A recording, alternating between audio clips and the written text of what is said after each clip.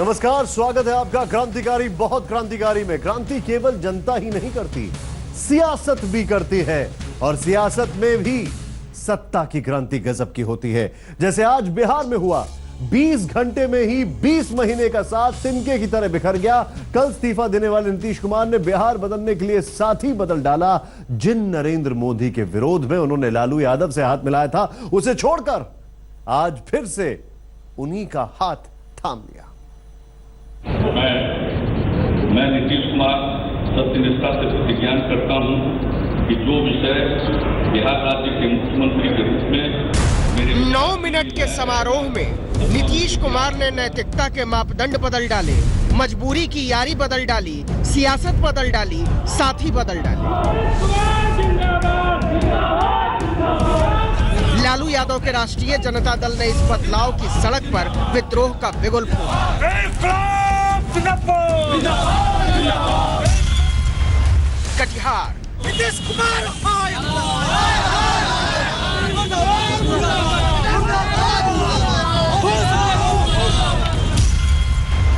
नालंदा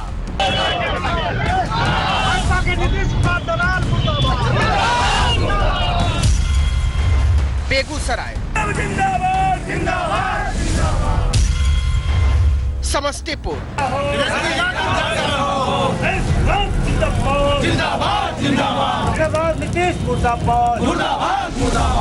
नए साथी के स्वागत पर पुराने साथी के समर्थकों ने बिहार की सड़कों पर अपने क्रोध की लकीर खींच दी।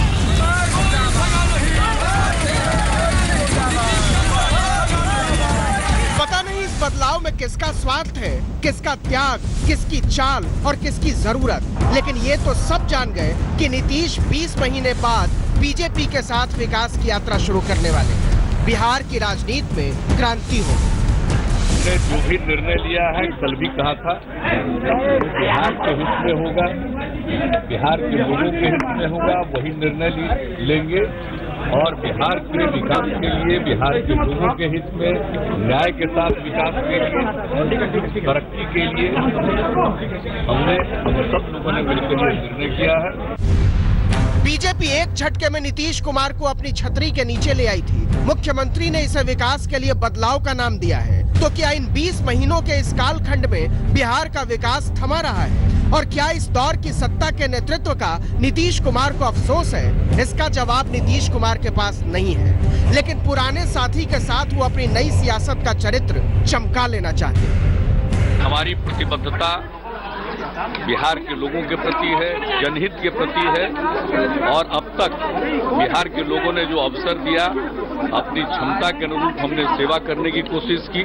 आगे भी उसी राह पर चलकर लोगों की हम सेवा और खिदमत करते रहेंगे, बिहार को तरक्की के रास्ते पर आगे ले जाएंगे। बिहार को बदलने के लिए सुशासन बाबू ने साथी तो बदल डाला, लेकिन इस साथ को क्या वाकई बिहार की जनता का समर्थन हासिल है? ये वो सवाल है जिसके जवाब में अगले चुनाव के नतीजों के गुणसूत्र छिपे हुए हैं। जनादेश के विश्लेषक बताते हैं कि बिहार ने नीतीश कुमार के नेतृत्व में बीजेपी के विरुद्ध अपनी सत्ता की बागडोर सौंपी थी, लेकिन नीतीश कुमार ने अपनी ही बागडोर बीजेपी के हाथ में सौंप दी। मुझे पता लग गया था कि उन्होंने डील कर ली है, तो धोखा दिया है। वो तो क्लियर था, जब मुझसे मिले थे वो बहाने से बना रहे थे। नीतीश जी को बिहार ने एक मैंडेट दिया था, उन पर भरोसा करके मैंडेट दिया था, और नीतीश जी ने उनको धोखा दिया है, पूरे बिहार को धोखा दिया है। अपने स्वार्थ के लिए व्यक्ति कुछ भी कर जाता है, कोई मतलब नियम नहीं है, कोई क्रेडिबिलिटी नहीं है, सत्ता के लिए कुछ भी कर देते हैं। नीतीश कुमार बहुत बड़ा अवसरवादी नेता निकला, छूरा फूंक दिया बिहार के गरीब, पिछड़ा दलित और दलित के पीठ में चाकू भोंक दिया।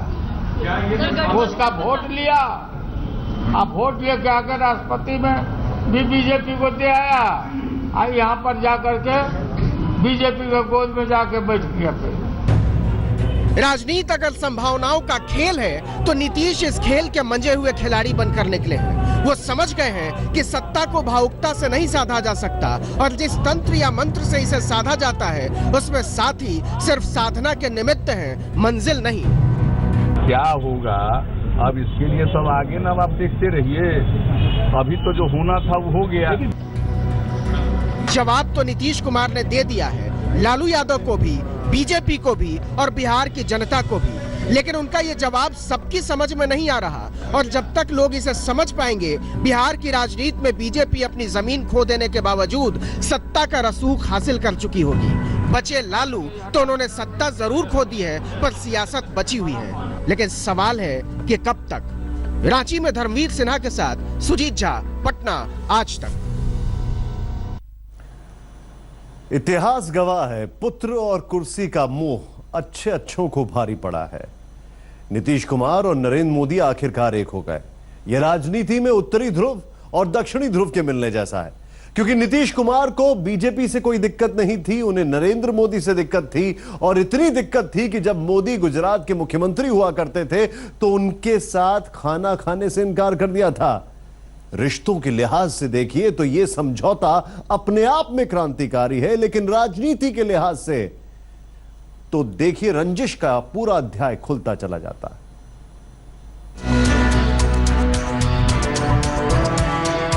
8 साल पुरानी इस तस्वीर ने नीतीश कुमार की पूरी राजनीति का पोस्टमार्टम कर दिया था। वो एनडीए के साझेदार तो थे, लेकिन नरेंद्र मोदी उन्हें फूटी आंख न सुहाते थे। इसीलिए 2013 में जब यह तय हो गया कि नई बीजेपी नरेंद्र मोदी की छाया में छतनार बनने के सपने देख रही है, तो नीतीश कुमार ने अपनी नाक सिकोड़ ली।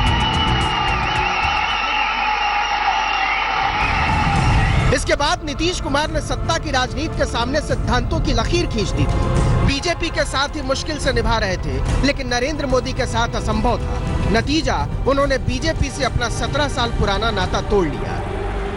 हमने फैसला किया है कि अब उनका रास्ता और हमारा रास्ता अलग होगा। इसलिए आज जो है वो गठबंधन एक तरह से यानी जेडीयू से बाहर आ गया। इससे पूरे तौर पर भटकाव हो चुका है, तो दीवार पर की जो लिखावट है उसको हम न पढ़े तो लोग हम लोगों को गलत ठा रहे हैं। अटल बिहारी वाजपेयी की सरकार में नीतीश केंद्र में रेल और कृषि मंत्री रहे, फिर बीजेपी के समर्थन से 8 साल तक बिहार के मुख्यमंत्री रहे। लेकिन 2002 के गुजरात दंगों के साये में नीतीश कुमार ने प्रधानमंत्री मोदी से किनारा करना शुरू कर दिया। वो दूरियां पिछले विधानसभा चुनाव के दौरान तल्खी के साथ सामने आई। एक महादलित की तो सारी की सारी पूंजी, सारा पुण्य खींच करके ले लिया। भाइयों बहनों, तब मुझे लगा कि शायद डीएनए में ही कोई गड़बड़ है। लोकतंत्र का डीएनए ऐसा नहीं होता है। लोकतंत्र का डीएनए अपने विरोधियों को भी आदर और सत्कार देने का होता है। बिहारियों का डीएनए इतना जबरदस्त है कि आप देख लीजिएगा, एक बिहारी सब पर भारी पड़ेगा। यह हमारा डीएनए, ये इनको पता चल जाएगा जो इन्होंने डीएनए को चुनौती दी। नरेंद्र मोदी से नीतीश कुमार की दूरी इस कदर तल्ख हो चुकी थी कि 2010 के बिहार विधानसभा चुनाव में उन्होंने बीजेपी के सामने मोदी के नाम पर लक्ष्मण रेखा खींच दी थी। वो लक्ष्मण रेखा ये थी कि नरेंद्र मोदी प्रचार के लिए बिहार में दाखिल नहीं होंगे। नीतीश कुमार की नरेंद्र मोदी से खुन्नस इस कदर थी कि बीजेपी के एक अधिवेशन के बाद उन्होंने नेताओं के लिए पटना में एक भोज रखा था, लेकिन जब उन्हें पता चला कि इस भोज में नरेंद्र मोदी भी आएंगे तो उन्होंने भोज ही रद्द कर दिया, क्योंकि बीजेपी ने उनकी इजाजत के बगैर अखबारों में मोदी नीतीश के पोस्टर छपवा दिए थे। इस खुन्नस को नरेंद्र मोदी भी कभी नहीं भूल पाए। लेकिन जब जीतन राम मांझी पर जुल्म हुआ तो मैं बेचैन हो गया। मुझे लगा अरे मोदी का क्या क्लास है, उसकी तो थाली खींच ली, एक चाय वाले के बेटे की थाली खींच ले, गरीब के बेटे की थाली खींच ले, लेकिन एक महादलित की तो सारी की सारी पूंजी, सारा पुण्य खींच करके ले लिया। जिस गोधरा कांड के साये में प्रधानमंत्री नरेंद्र मोदी और नीतीश कुमार की दूरियां बढ़ी, उस वक्त रेल मंत्री नीतीश कुमार ही थे। 2013 में जब नीतीश ने बीजेपी से मोदी के विरोध में दामन छुड़ा लिया तो बीजेपी ने वो वीडियो जारी किया जिसमें नीतीश प्रधानमंत्री मोदी का समर्थन करते दिखे। से भाई काम कर रहा है, इसके लिए भाई की मदद लेनी पड़ती है। वैसे मुझको पूरी उम्मीद है बहुत दिन गुजरात के दायरे में सिमट कर नरेंद्र भाई नहीं रहेंगे, देश को इनकी सेवाएं मिलेंगी। 2014 के आम चुनाव के नतीजों ने नीतीश कुमार के सामने अस्तित्व का संकट खड़ा कर दिया था। लालू प्रसाद यादव भी उसी संकट से जूझ रहे थे। नरेंद्र मोदी से दूरी की समानता ने दोनों नेताओं में चुंबकीय आकर्षण पैदा किया, इसके बावजूद कि दोनों एक दूसरे को भाग मानते थे। इतिहास में कहा जाता है कि एगो छौड़ी बुलू की और जिन्हें देखे दही चूरा उन्हें जाके हुलू की। ये उनका पुराना, ये बिल्कुल चरितार्थ नीतीश कुमार पर होता है। इसके बाद गठबंधन हो गया। लालू की पीठ पर पैर रखकर नीतीश फिर चुनाव जीत गए, मुख्यमंत्री हो गए। सबसे बड़ा दल होने के बावजूद लालू ने उन्हें अपना नेता मान लिया। दोनों बेटों को सत्ता में नीतीश कुमार का शागिर्द बना दिया, लेकिन गुरु का यह गुरुत्वाकर्षण उन्हें बांध कर नहीं रख सका। नरेंद्र मोदी के जादू ने नीतीश कुमार को अपनी ओर खींच लिया और जिसके विरोध में नीतीश ने राजनीति की अलग धारा चुनी थी, उसी के पहलू में 26 जुलाई 2017 को शरणागत हो गए। आज तक यह सच है कि नीतीश और नरेंद्र मोदी दोनों दो छोरों पर खड़े रहे, लेकिन जिस तरह से बीजेपी ने सत्ता को साधा है वो बड़े बड़े नेताओं को परेशान कर रहा है। ऊपर से लालू यादव और अब उनके बेटे तेजस्वी यादव का दागी इतिहास। नीतीश कुमार ने इस मौके को भूल सुधार के तौर पर देखा। नीतीश ने यह दांव अचानक नहीं चला है, वो पिछले 8 महीने से मोदी के साथ संबंध सुधारने की लगातार कोशिश कर रहे थे। तो ये बिल्कुल फिक्स मैच था भाजपा आरएसएस का, फिक्स मैच का परिणति कल हुआ। तो ये सारी चीज व्यूहरचना हुआ नीतीश और भाजपा के, नरेंद्र मोदी के, क्योंकि कई अवसर पर नीतीश कुमार जाके मिलते रहे हैं, नरेंद्र मोदी से भोज करते रहे हैं। फार्म हाउस में अमित शाह से इनकी मुलाकात हुई थी और ये सब टाइमिंग एकदम फिक्स था। तो क्या लालू यादव ठीक कह रहे हैं? नीतीश कुमार ने नरेंद्र मोदी के साथ अपने रिश्तों की भूल चूक लेनी देनी 8 महीने पहले ही दुरुस्त करनी शुरू कर दी थी। याद कीजिए, जब नोटबंदी में पूरा देश त्राहिमाम कर रहा था, प्रधानमंत्री के इस फैसले का विपक्ष में कोई खरीदार नहीं मिल रहा था, तब आगे बढ़कर नीतीश कुमार ने इसमें अपनी आस्था जाहिर की। अब एक नोटबंदी का सवाल आया। हम लोगों ने नोटबंदी का स्वागत किया, उसका समर्थन किया, सैद्धांतिक समर्थन दिया, क्योंकि हम लोगों को ऐसा लगा कि इरादे ठीक हैं। अगर आप काले धन पर प्रहार करना चाहते हैं, फेक करेंसी के असर को समाप्त करना चाहते हैं, भ्रष्टाचार पर अंकुश पाना चाहते हैं, तो उस दिशा में एक बहुत मजबूत कदम है। देखिए, नोटबंदी का निर्णय लेना कोई साधारण कदम नहीं है, अपने आप में बहुत ही बड़ा कदम हम मानते हैं, इसलिए हम लोगों ने स्वागत किया। जताया भले कभी नहीं, लेकिन इस जवाब ने नरेंद्र मोदी को गदगद कर दिया होगा। जब सरकारें जनज्वार के भयानक चक्रव्यूह में फंसी हो, तो विपक्ष की ऐसी अनुकंपाओं के उदाहरण बहुत कम देखने को मिलते हैं। लेकिन नीतीश अभिमन्यु नहीं, अर्जुन निकले। उन्हें तब भी अंदाजा था कि आने वाले दिनों में उन्हें साथी बदलना पड़ सकता है।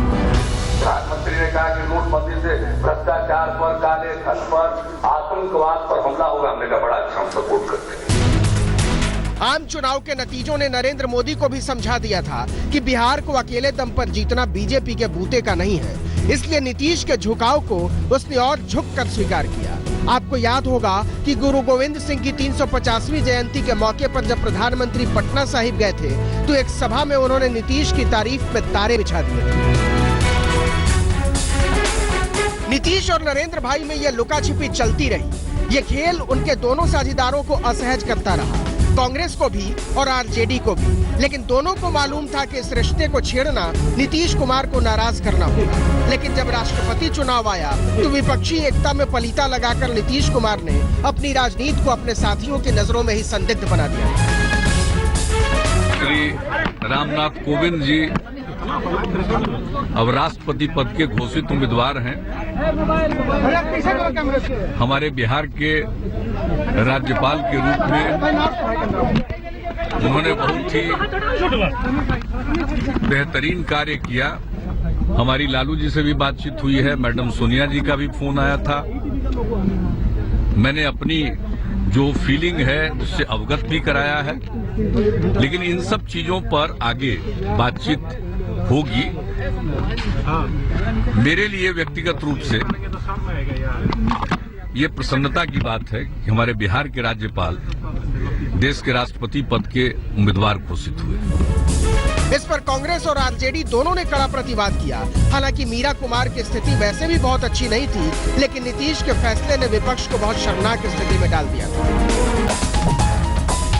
लालू कांग्रेस की अपीलों का तो कुछ नहीं हुआ, लेकिन तेजस्वी यादव पर नाजायज कमाई को लेकर जब सवाल उठे तो नीतीश कुमार ने अपनी बिसात के मोहरे बदलने का फैसला जरूर कर लिया। हालांकि ये बाद में पता चलेगा कि साथ में कौन किसका मोहरा है, बीजेपी नीतीश का या नीतीश बीजेपी की। अभी ये बताना मुश्किल है कि नीतीश ने सत्ता को साधा है या सिद्धांतों को। आज तक वैसे नीतीश कुमार इलेक्ट्रिकल इंजीनियर रह चुके हैं और बिजली के झटके देना उन्हें बखूबी आता है।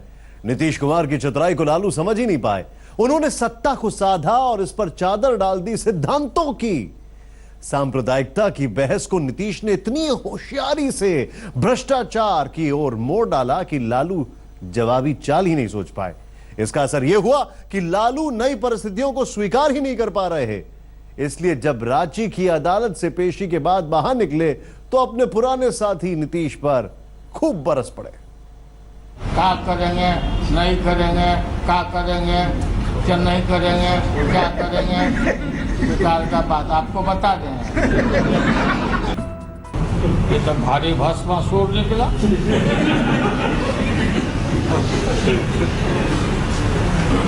ये बिल्कुल मैच फिक्स था। ये जानो, नरेंद्र मोदी को, अमित शाह को जो क्रोध था और जनता की लालू और लालू की जनता, लालू का बेस, लालू का बेस इतना मजबूत है कि उसको हिलाया डुलाया नहीं जा सकता। और नीतीश कुमार को कहा कि इसके डीएनए में दोष है।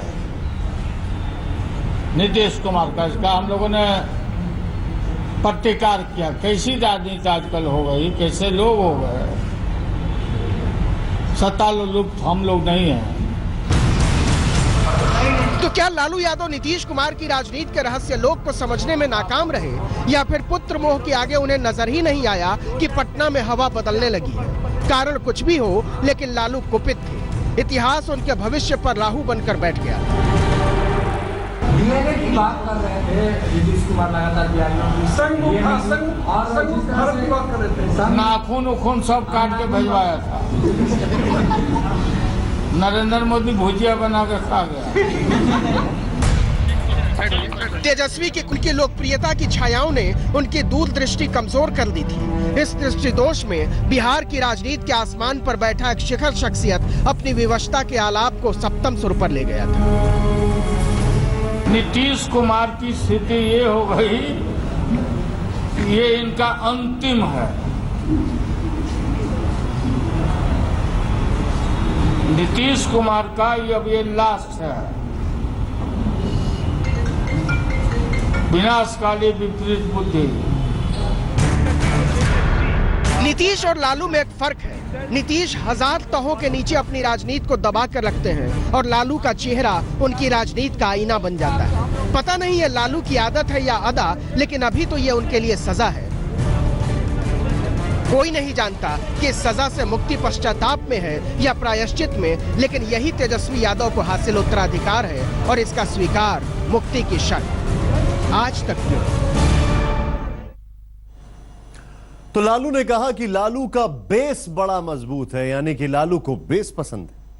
खैर, नीतीश ने अपनी राजनीति को अपने विचारों से कभी नहीं जोड़ा। जब जिसके साथ रहे उसकी भाषा के साथ अपने आप को जोड़ लिया। जो खिलाफ हो गया उस पर हमला शुरू कर दिया। नरेंद्र मोदी और लालू यादव के साथ भी उनके रिश्ते ऐसे ही रहे। देखिए अलग अलग समय पर लालू यादव और नरेंद्र मोदी को लेकर नीतीश कुमार की राय। तो ये सब योगासन वाले नहीं है, ये लोग कुर्सी आसन वाले हैं।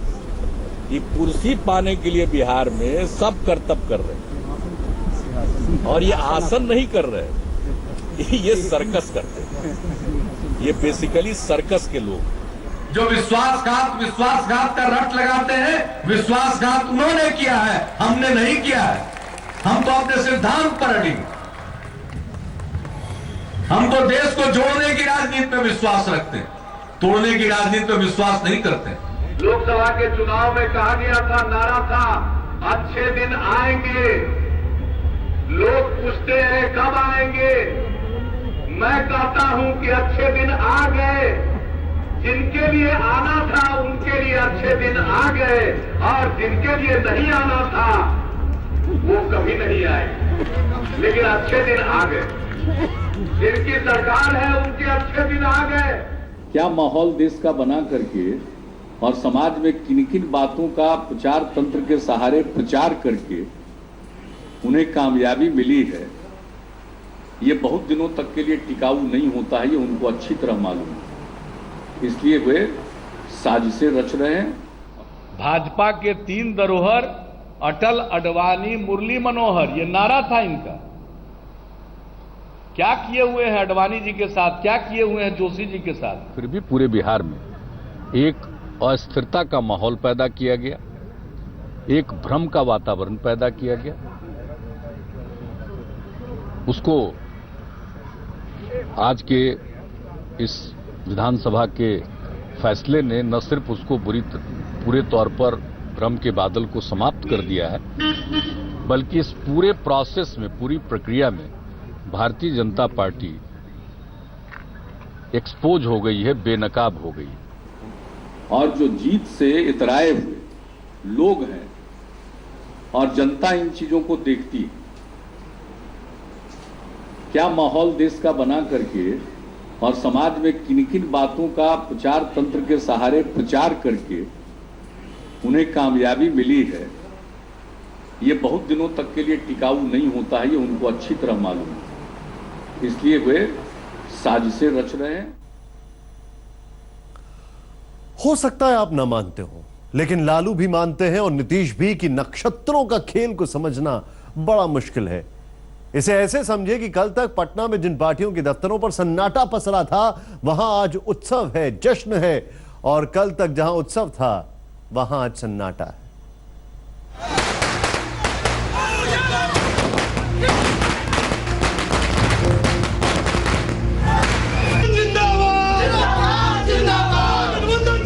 महीने में ही बिहार की राजनीति अपने कोण और दृष्टिकोण दोनों बदल चुकी है। 2015 के उस महीने में पटना में बेमौसम पावस पर्व मनाया गया था। बताया गया था कि ये बीजेपी के अश्वमेधी अभियान के सामने खड़ा हो रहे विकल्प का राजनीतिक अजात शत्रु है। खाली पाव भाजपा को, आरएसएस को नागपुर पहुंचवा देंगे, ये बिहार की जनता तय कर चुकी है। तो हम एक होकर के और एकता का संदेश पूरे गांव में सब जगह चला गया है। जहां भी किसी तरह का कोई मतभेद पैदा करने का कोशिश करेगा तो नीतीश कुमार जी और लालू यादव एम्पावर्ड है, हम बैठते उस समस्या का समाधान करेंगे। लालू ने इरादा तो किया था, लेकिन कई बार सियासत के पैतरे विजय उल्लासों से नहीं, आघात के दौर में महीन कारीगरी से तय होते हैं। लालू शायद इसी को नहीं समझ पाए।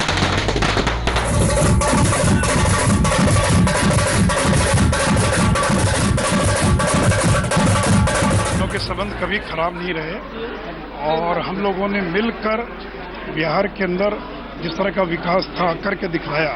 तो विकास दर का मुद्दा हो, कृषि के क्षेत्र में हो, बिहार को एक नई ऊंचाइयों पर हम लोगों ने मिलकर ले जाने का काम किया था। और फिर हम लोग मिलकर बिहार को और आगे ले जाएंगे और देश के सबसे विकसित राज्यों की श्रेणी में लाकर खड़ा करने का जो हम लोग का संकल्प है, उस दिशा में हम लोग आगे बढ़ने। सत्ता की धुरी बहुत कुछ बदल देती है, जैसे राष्ट्रीय जनता दल के दफ्तर की रंगत। इस उजड़े हुए दयार को उबारने वाले देवता को परिस्थितियों ने अंतर्ध्यान कर लिया है। तब यही सब बीजेपी के साथ हुआ था। बीजेपी का दफ्तर, आरजेडी का दफ्तर, जेडीयू का दफ्तर, इन दफ्तरों की रंगत में राजनीति खोजने की कोशिश कीजिए, आप पाएंगे कि देवता कोई नहीं होता, लोकतंत्र के देवालय भी बस इसी स्थापना की अमूर्त प्रतिष्ठान है कि जय विजय का शोर कुछ नहीं, विश्वास पर खरा न उतरने वाली मूर्तियों को जनता बदल दिया करती। आज तक ब्यूरो। लालू को लेकर नीतीश के पूरे पैतरे में सबसे बुरे फंसे हैं तेजस्वी यादव। लालू अपनी राजनीति कर चुके हैं, लेकिन तेजस्वी ने शुरुआत ही की थी। ऐसे में वो क्या सोचते हैं अपने भविष्य के बारे में, आरजेडी की योजनाओं के बारे में और अपनी नई भूमिका के बारे में, देखिए तेजस्वी यादव के साथ आज तक की एक्सक्लूसिव बातचीत। मैं इस समय तेजस्वी यादव के साथ हूं। उनके घर पे राबड़ी देवी जी भी हैं, वो टीवी देख रही है, लगातार देख रही है क्या क्या हो रहा है। तेजस्वी जी ये बताइए, do you believe this is all scripted? ये पूरा ड्रामा है जो चल रहा है? इसमें बिलीव करने की बात नहीं है। इसमें सब लोग देख रहे हैं और जान रहे हैं कि जिस हिसाब से कल का जो प्रकरण हुआ, सब ऐसा लग रहा था कि पहले से सब कुछ तय था और इतने महीनों से ये भूमिका बनाई जा रही थी कि किस कारण को लेकर के ये महागठबंधन छोड़े। और हम शुरू दिन से कह रहे हैं ये तेजस्वी एक बहाना था, क्योंकि इनको बीजेपी में जाना था। तो और तेजस्वी एक बहाना था, लेकिन साथ साथ ये कहेंगे कि जो आरोप है वो भी बड़ी गंभीर है। देखिए, कोई आरोप जो है ये फर्जी आरोप है, ये कहीं स्टैंड करने वाला नहीं है। ये आरोप इसीलिए लगाया गया ताकि ये महागठबंधन को तोड़ा जाए और नीतीश जी के लिए एक बहाना ढूंढा जाए ताकि वो बीजेपी में जाए, और नरेंद्र मोदी जी के लिए एक भाषण तैयार किया जाए कि वो बिहार आए तो किस मुंह से आए। उनको भाषण तैयार करने के लिए ये काम किया गया। और अमित शाह जी का पहले से भी जो बयान रहा है कि वो देखना चाहते हैं हिंदुस्तान के हर एक राज्यों में कि बीजेपी का सीएम हो। और कोई बड़ी बात नहीं हो सकती है कि जो नीतीश कुमार जी ने जो हम लोगों के साथ बेवफाई करने का काम किया, धोखा देने का काम किया, आगे आने वाले समय में बीजेपी के लोग भी इनको सही आईना दिखाने का काम करेंगे। लेकिन नीतीश जी कल कह रहे थे कि उन्होंने आपसे बात की, उन्होंने लगातार लालू जी से बात की, राहुल गांधी से बात की, और इतना ही कहा कि कम से कम आप सफाई दीजिए, जो गंभीर आरोप है उस पर सफाई दीजिए। मेरा एक ही उनका कहना है, मैं अपने आदर्शों पर यह कर रहा हूं क्योंकि मुझे घुटन एक तरह से महसूस हो रही थी और आप उन आरोपों का जवाब नहीं दे रहे थे। हमने मना किया। उस मुलाकात के बाद हमने प्रेस से ब्रीफ किया और हमने साफ तौर पे कहा कि हम जनता के बीच जाएंगे, क्योंकि हमें जनता ने चुना है। और जो प्रॉपर जो अथॉरिटी होगी, जो भी एजेंसीज जो भी इन्वेस्टिगेट कर रहे हैं, हम उसको हम लोग जवाब देंगे। हम लोग कहाँ पीछे हट रहे हैं। हमने तो नीतीश जी से ये भी कहा कि आपको क्या लगता है कि हमको किसके सामने जवाब देना चाहिए, आप बताइए, हम तैयार हैं। और इस्तीफे के लिए भी तैयार हैं। इस्तीफे की बात ही नहीं हो रही थी, अभी तो एक्सप्लेनेशन की बात हो रही थी। एक्सप्लेनेशन की बात मैं कह रहा हूँ। और हम तो ये भी उनसे पूछे कि आप बताइए हमको क्या ड्राफ्ट, आप ही ड्राफ्ट कर दीजिए। हमको तो इतना भरोसा था कि हम अपना स्टैंड कैसे लें, जब ये पॉलिटिकल कॉन्स्पिरेसी के तहत वेंडेटा के हिसाब से है। और ये कोई सिर्फ बिहार में नहीं हो रहा, ये तमाम जितने ऑपोजिशन पार्टियां हैं या निजी न्यूज चैनल हैं जो अपनी बातों को सही ढंग से रखने का काम करते हैं देश के हित में, उसके खिलाफ ये पूरे देश भर में भाजपा और आरएसएस के द्वारा ये मुहिम चलाई जा रही है। उफ, ना ये इतने मासूम हैं, ना वो इतने अनजान हैं। राजनीति में समीकरण बदलते रहते हैं। अब एक बार फिर नीतीश कुमार और बीजेपी साथ में है और डिप्टी सीएम की कमान सुशील मोदी के हाथ में है, जिनसे बातचीत की हमारे संवाददाता सुजीत झा ने। हमारे साथ उप मुख्यमंत्री सुशील कुमार मोदी हैं। मोदी जी, 4 साल बाद फिर से एक बार फिर आप नीतीश कुमार के साथ काम करेंगे, क्या महसूस कर रहे हैं? देखिए, हम लोग के संबंध कभी खराब नहीं रहे और हम लोगों ने मिलकर बिहार के अंदर जिस तरह का विकास था करके दिखाया। तो विकास दर का मुद्दा हो, कृषि के क्षेत्र में हो, बिहार को एक नई ऊंचाइयों पर हम लोगों ने मिलकर ले जाने का काम किया था। और फिर हम लोग मिलकर बिहार को और आगे ले जाएंगे और देश के सबसे विकसित राज्यों की श्रेणी में लाकर खड़ा करने का जो हम लोग का संकल्प है, उस दिशा में हम लोग आगे बढ़ने का 20 वर्षों के बाद केंद्र और बिहार में एक ही गठबंधन की सरकार होगी। जनता क्या उम्मीद रखे आप? हम लोग पहले भी कहते रहे हैं, केंद्र राज्य दोनों जगह अगर एक ही गठबंधन की सरकार हो तो और ज्यादा विकास हो सकता है। नहीं तो राज्य केंद्र आपस में लड़ते रहते हैं। तो बहुत वर्षों के बाद मुझे लगता है कि 90 के बाद ये पहला अवसर बिहार को मिल रहा है जब केंद्र राज्य दोनों जगह एक ही गठबंधन की सरकार है, और निश्चित रूप से इसका लाभ बिहार को मिलेगा और बिहार और तेजी से आगे बढ़ेगा। चलिए, तो ये थे उप मुख्यमंत्री सुशील कुमार मोदी, जो फिर एक बार बिहार के उप मुख्यमंत्री के तौर पर कमाल संभाल चुके हैं। और उनका कहना है कि केंद्र और राज्य में अगर एक ही गठबंधन की सरकार हो तो ज्यादा फायदा होता है राज्य को। कैमरामैन दीपक कुमार के साथ सुजीत कुमार झा, पटना, आज तक। दरअसल राजनीति में सबसे अच्छा दोस्त सिर्फ सत्ता होती है।